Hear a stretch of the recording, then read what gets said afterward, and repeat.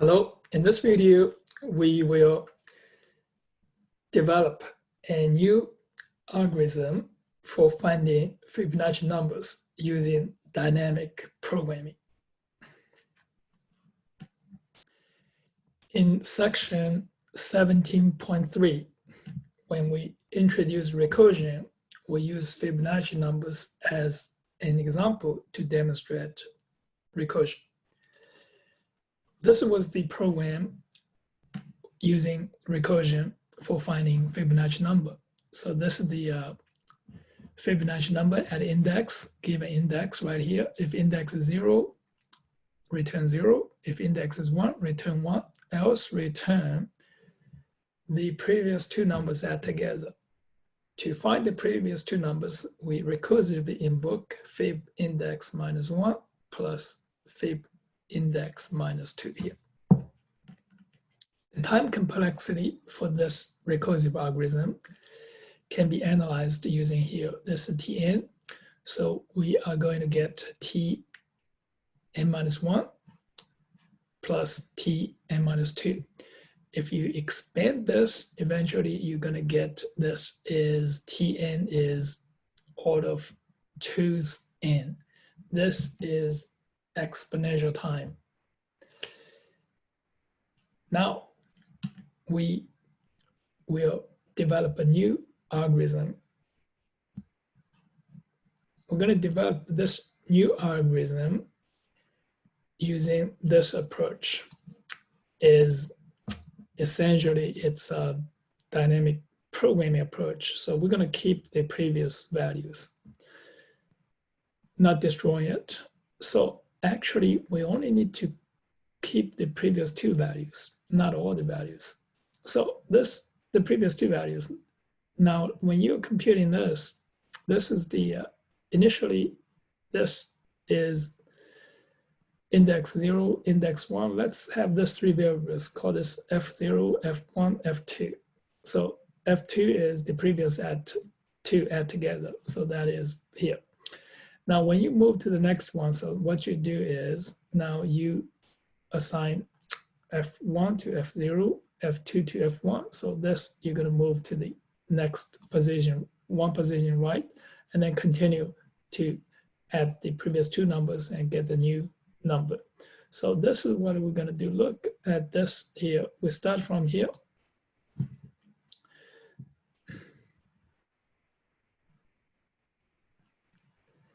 And now, so this is the new F2. And now, so we're going to assign F1 to F0, F2 to F1, and then we'll get the new F2.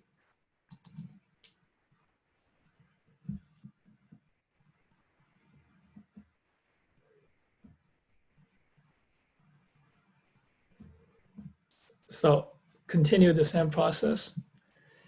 We will get all this Fibonacci numbers along the way. So if we want to get index 11, so we're going to do this starting from here, very beginning. Now next, every step we get a new Fibonacci number. So this is a simple linear algorithm. So it is just this loop here. We have initially, we have this F0 is 0, F1 is 1, F2 is the previous two numbers add together. So now we're going to do this. If n is 0, so return F0. If n is 1, return F1. If n is 2, return F2. So now we're going to start from I is this 3. So we're going to keep doing this. Is this F1 is assigned to F0, F2 is assigned to F1. And so this is F0 plus F1 for the new F2. So continue, and now the next iteration, so you're going to assign F1 to F0, F2 to F1, then get the new F2. Eventually, after this is finished, this is F2 for this Fibonacci number at index n. Obviously, this is order of n time, it's a linear time. Now this algorithm is actually, we use this approach is called dynamic programming. Dynamic programming is the process of solving subproblems, then combining the solution of the subproblems to obtain an overall solution. This naturally leads to a recursive solution as we did before. However, it would be inefficient to use recursion because the subproblems overlap a lot. The key idea behind dynamic programming is to solve each subproblem only once and store the results for the subproblems for later use to avoid redundant computing of the subproblems. That is dynamic programming. In the programming exercise from the book, so please look at the